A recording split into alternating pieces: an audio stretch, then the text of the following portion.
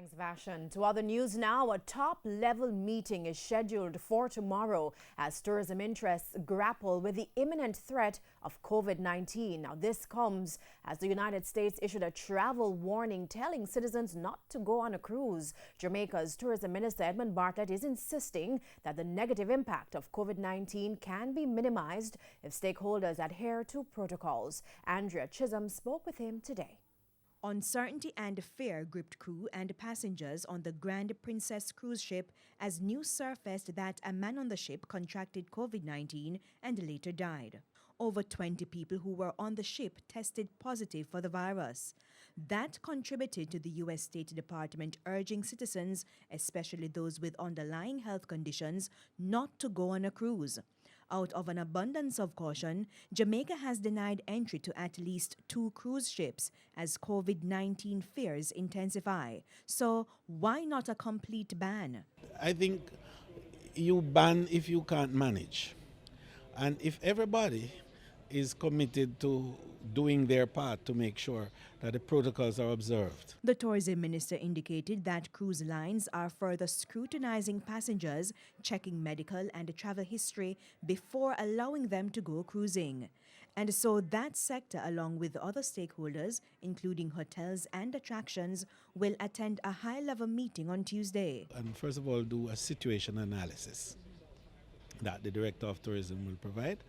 And then we would have a discussion with the sectors, making, first of all, their input as they see it, as it is affecting their element of the sector.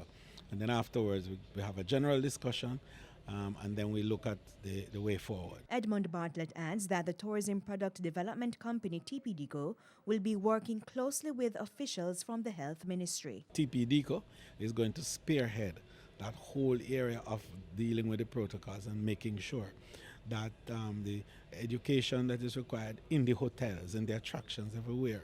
We will be ensuring that posters are everywhere, that information about how to do whatever, and also that physical facilities are in the hotels and the places of attraction so that people can wash their hands, people can wipe their hands and so on.